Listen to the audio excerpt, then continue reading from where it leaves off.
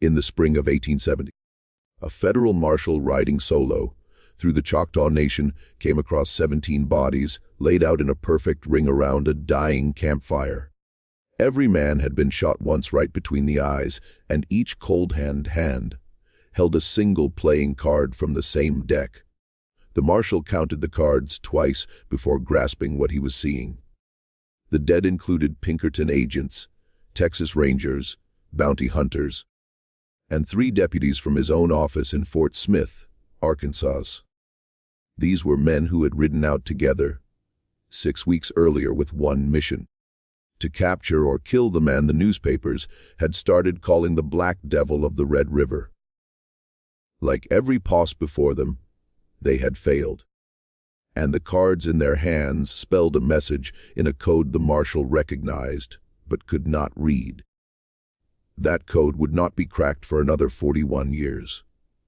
Long after every person who understood its meaning was dead and buried in unmarked graves scattered across 3 states and the Indian Territory. What the marshal didn't know, what no white lawmen would understand for decades, was that the man they were hunting had once been property, sold at auction in Natchez, Mississippi, for $940 to a cotton planter who branded him on the left shoulder with the initials JW, before sending him into the fields at age 11. Before we go on with the story of Jeremiah Walker and the gang that nearly brought the United States government to its knees in the years after the Civil War, do me a favor. Hit that subscribe button and tell me in the comments which state you're listening from tonight, because what you're about to hear was buried in classified federal records for over a century, and the descendants of the men involved are still alive in towns from Oklahoma to East Texas. They never wanted this story told. Tonight, we're telling it anyway. To understand how a former slave came to lead the most feared outlaw band in the history of the American frontier, you first have to understand the country that created him. A country that had just torn itself apart over whether men like him were human beings or merchandise. The war ended in April of 1865, but along the western edge of the former Confederacy, in the borderlands where Texas met the Indian Territory and the Indian Territory met Arkansas, the war didn't really end. It just changed form.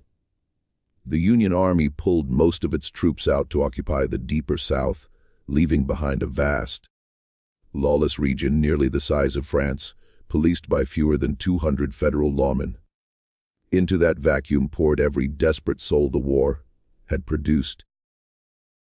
Confederate guerrillas who refused to surrender, Union deserters wanted for murder in 3 states, Comanche and Kiowa raiders pushed off their hunting grounds, Mexican vaqueros displaced by new Anglo cattle barons, Chinese laborers who'd finished the railroads and found themselves friendless in a hostile country, and tens of thousands of freed men, emancipated with nowhere to go and nothing to their names, walking west in the clothes on their backs, because the South they had known had become a slaughterhouse for any black man caught alone after dark. The town of Boggy Depot sat near the center of this chaos in the Choctaw Nation about 40 miles north of the Red River. And in the autumn of 1866, it was the kind of place where a man could buy a meal, a horse, or another man's life for roughly the same price.